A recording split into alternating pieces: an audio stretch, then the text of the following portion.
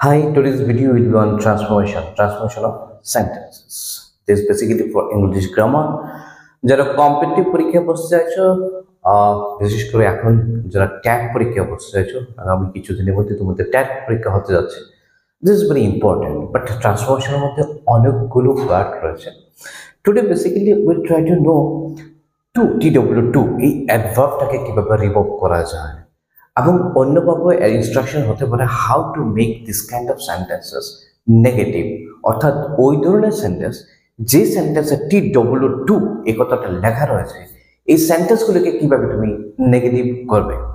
How to do this, কিভাবে আমরা করবো, চলো তাহলে দেখে নিই। এক্ষেত্রে দেখো এই ধরনের সেন্টেন্স থাকতে পারে he is too weak to walk, সে এত দুর্বল যে হাঁটতে পারছে না, অথবা the news is too good to be true, অথবা হতে পারে this tree is too high to climb up, এই গাছটা এত লম্বা যে চড়া যাচ্ছে না। This sum is too tough for him to solve. এই যে চারটা সেন্টেন্স লেগেছে, এদের ক্যাটাগরি একটু একটু আলাদা রয়েছে, এই জন্য আমরা এমনভাবে নিয়েছি। এখন কিভাবে এই ধরনের সেন্টেন্স ক্ষেত্রে TW2 এই অ্যাডভার্বটাকে রিমুভ করা যায়, এটা আমাদের জানতে হবে, রাইট? তাহলে যদি টেকনিকটা জেনে নিই how to do this, then you can do it very easily, right? So we need to know the technique and the strategy what to do now. দেখো প্রথম কথা হচ্ছে এই TW2 এর জায়গায় তুমি সো লিখে নেবে। কি লিখে নেবে? সো। আর TO2 এর জায়গায় লিখবে that he cannot, that he cannot। আর একদম সহজ তাহলে TW2 যদি সো লিখছো, আর TO2 এর জায়গায় দ্যাট হি ক্যানট। তা কিছুটা ধান্নামরিচের মতো, এটা বড় বড় হলো লিখতে হবে ছোট, আর এটা ছোট ধান্নামরিচ, ছোট হলো ঝাল বেশি, লিখতে হবে অনেকগুলো ওয়ার্ড, দ্যাট হি ক্যানট। তাহলে আরো সহজে মনে রাখা যায় TW2 বড় টু, এর জন্য লিখতে হবে শুধু সো। TO2 ছোট টু, কিন্তু লিখতে হবে তিনটে ওয়ার্ড, দ্যাট হি ক্যানট। তবে আমাদের টুইস্ট হচ্ছে এই হি আর ক্যানট এই দুটো কনস্ট্যান্ট নয়, অর্থাৎ সবসময় হবে এমন কোনো কথা নয়। আর এর জায়গায় অন্য কিছু হতে পারে, চেঞ্জ হতে পারে এগুলো। কেন? হি বেসিক্যালি ডিপেন্ড অন সাবজেক্ট। যে পার্টিকুলার সেন্টেন্সটাকে আমি ট্রান্সফর্ম করতে যাচ্ছি অথবা রিরাইট করতে যাচ্ছি, ওই সেন্টেন্সের সাবজেক্টের উপর ডিপেন্ড করবে, হি হবে না, শি হবে না, দে হবে না, ইট হবে। হি আমরা জানি বেসিক্যালি ছেলেদের ক্ষেত্রে একজন যদি বোঝে তাহলে হি লেখি, রাইট? আর যদি ফিমেল হয়, অর্থাৎ যদি ফেমিনিন জেন্ডার হয়, একজন যদি শি লিখবো, অনেকজন যদি হয় তাহলে আমরা দে লিখবো, বস্তুবাচক যদি কোনো কিছু হয় তাহলে অবশ্যই ইট লিখবো, এটা আমাদের জানা রয়েছে। সো আমি যা বলতে চাই, he basically depends on the subject. So একটা লিখতে হবে অ্যাকর্ডিং টু সাবজেক্ট। রাম হলে ব্যক্তি এবং ছেলে, কে লিখবো? হি। রানু হলে ব্যক্তি এবং মেয়ে, তাহলে শি লিখবো। আর রাম এন্ড শ্যাম দুইজন হবে, তাহলে দে লিখবো, রাইট? বস্তু হলে নিউজ, রাইট, ওয়েদার, এগুলো কি নিউজ মানে খবর, বস্তুবাচক, সো ইট লিখবো। এতটুকু ক্লিয়ার। এই জায়গায় কি হচ্ছে, ক্যানট কেন বলছি চেঞ্জ হতে পারে? ক্যানট কারণ ক্যান হচ্ছে প্রেজেন্ট টেন্স। এবার যদি প্রেজেন্ট টেন্স হয় তাহলে আমরা ক্যান লিখবো। এবার ওই সেন্টেন্সে যদি পাস্ট টেন্সে থাকে তাহলে অবশ্যই কি লিখতে হবে? কুড লিখতে হবে, রাইট? কুড নট লিখতে হবে। তাহলে ঘটনা যেটা দাঁড়াচ্ছে, এই হি এর জায়গায় কি হতে হবে বাবা? শিও হতে পারে, দেও হতে পারে, ইটও হতে পারে, ঠিক আছে? আর এই ক্যানটের জায়গায় কি হতে পারে? কুড নটও হতে পারে, depending on tense. For past tense could not, for present tense cannot. Very simple, right? এতটুকু হয়ে গেল। সো এতটুকু থেকে যারা, এটা হচ্ছে TW2 এর জায়গায় লাগবে সো, TO2 এর জায়গায় যখন লিখে দেবো দ্যাট হি ক্যান নট। তারপর আমার মনে আসবে হ্যাঁ হি কি হবে কিনা, কারণ এটা সাবজেক্টের উপর ডিপেন্ড করে। সাবজেক্টের উপর দেখে নেব, যদি না হয় হি, সাবজেক্ট অনুযায়ী চেঞ্জ করে নেবো। তারপর চিন্তা করতে ক্যানট হবে কিনা। ক্যানট কেন হয়েছিল? প্রেজেন্ট টেন্সের জন্য। ওই সেন্টেন্সে হয়তো বা ইজ, এম, আর এগুলো ছিল, প্রেজেন্ট টেন্সে ছিল। কিন্তু যদি পাস্ট টেন্সে থাকে তাহলে কুড নট লিখতে হবে। ফর এক্সাম্পল ওয়াজ যদি থাকে, যেমন এখানে হি ইজ রয়েছে, ইজ হচ্ছে প্রেজেন্ট টেন্স, তাহলে ক্যান নটই হবে। যদি হি ওয়াজ থাকতো তাহলে পাস্ট টেন্স কুড নট হতো। ক্লিয়ার? চলো তাহলে আবার শুরু করা যাক। প্রথমটা থাকবে he is too weak to walk. আমাদের কনসেন্ট্রেট করার কোথায়, করার কথা এই TW2 আর হচ্ছে TO2।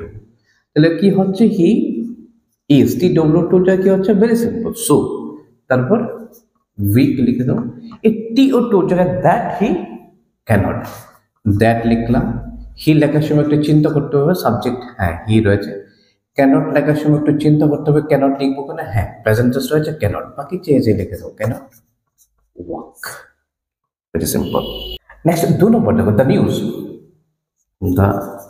নিউজ ইজ এবার কনসেপ্টটা করবো কোথায় টি ডব্লিউ টু আর হলো টু এই টি ডব্লিউ টু যা কি হচ্ছে সো লিখে দাও যা রয়েছে good T O too that he can not he কি লিখবো এবার নিউজ রয়েছে তো বস্তুবাচক রয়েছে তো তার কি হবে ইট তারপর ক্যানট হবে কি হ্যাঁ হবে কারণ ইজ প্রেজেন্ট টেন্স বাকি দেখে দেখে লিখে দাও be true very simple right নেক্সটটা দেখি the tree is too high to climb up গাছটা এত লম্বা সে কি করা যাচ্ছে না ক্লাইম্ব করা যাচ্ছে না দিস ট্রি কনসেপ্ট করবো কোথায় টু আর টু এই টুটা কি হচ্ছে সো হাই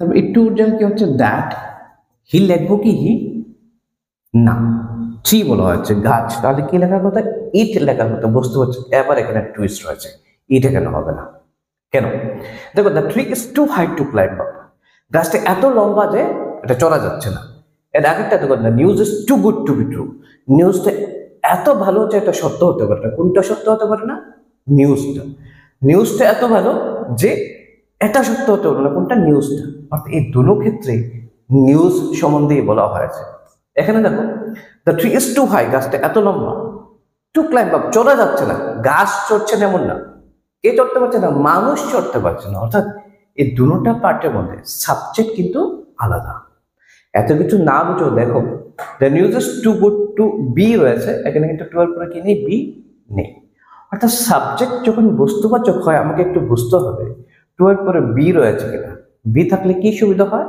বি থাকলে এই সুবিধা হয় যে এখানে যে সাবজেক্ট রয়েছে এখানে তার সম্বন্ধে বলা হয়েছে কিন্তু টু এর পরে যদি বি না থাকে তাহলে সাবজেক্ট কিন্তু আলাদা রয়েছে দুটো পার্টে তাহলে মোদ্দা কথা হলো সবার শেষে আমি যেটা লক্ষ্য রাখবো এত ঘুরিয়ে ফিরে না বলে বস্তুবাচক সাবজেক্ট ফাইন বস্তুবাচক সাবজেক্ট হলে I need to be careful আমাকে একটু কেয়ারফুল হতে হবে কেন টু এর পরে বি রয়েছে কিনা এই জায়গাটা একটু দেখতে হবে বি যদি না থাকে তাহলে কি করা বি যদি না থাকলে দুভাবে করা যেতে পারে প্রথম একটু দেখে নিই দ্যাট তাহলে হি না হয় আবার কি হবে ওয়ান হবে দ্যাট ওয়ান বাকি ইজ রয়েছে ক্যানট হবে রাইট দ্যাট ওয়ান ক্যানট বাকি দেখে দেখে লিখে দেবো climb up this tree is too high that one cannot climb right very good right now আমি বলছিলাম যেটা আরেকটা ভাবেও করা যেতে পারে কিভাবে করা যেতে পারে চলো একটু দেখে নিই তাহলে আরেকটা ভাবে কিভাবে করা যায় দেখো আরেকটা ভাবে করা যেতে পারে this tree is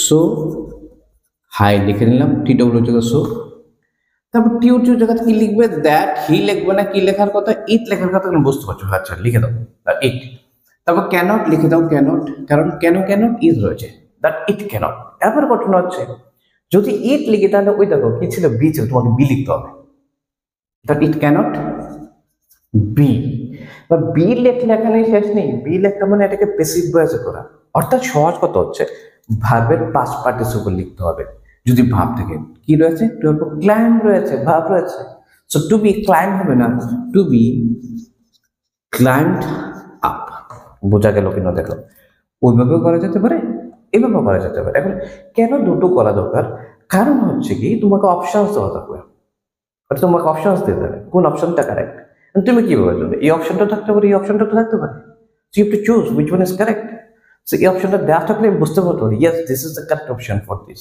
এর জন্য একটা কারেক্ট অপশন হতে পারে so this too is necessary to understand এই দুটোই বোঝা খুব দরকার কি হচ্ছে তাহলে that tree is so high that one cannot climb up one যদি লিখি তাহলে বি টি আর কিছু লিখতে হচ্ছে না রাইট কোন সময় ঘটনা হচ্ছে বস্তুবাচক কিন্তু টু এর পর বি নাই এই ক্ষেত্রে এবার সেম তুমি বলতে পারো বস্তুবাচক ক্লাইম্ব ইট দিয়ে লিখতে পারো হ্যাঁ করো the tree is so high that it তারপর কি লিখতে হবে বি লিখতে হবে ক্যানট বি বি লেখার পর একটা ঘটনা খেয়াল রাখতে হচ্ছে ভার্বের পিপি অর্থাৎ পাস্ট পার্টিসিপল ফর্ম লিখতে হচ্ছে ক্লাইম্বড আপ রাইট একটা করে দেখে নিন তো 4 নম্বর লেখা রয়েছে this sum was too tough for him to solve. এই অঙ্কটা প্রচন্ড কঠিন ছিল তার জন্য সলভ করতে। এবার সেই একই ঘটনা ইনস্ট্রাকশন রয়েছে রিমুভ টুকে রিমুভ করতে হবে না, হাউ টু ডু দিস। এবার ঘটনা হচ্ছে দিস সাম আগের মতো একই ঘটনা, দিস সাম লিখে দিলাম, ওয়াজ লিখে দিলাম। আমার কনসেন্ট্রেট করার কথা কোথায়, TW2 আর হচ্ছে CO2। এটা হচ্ছে কি হচ্ছে so tough for him, okay fine.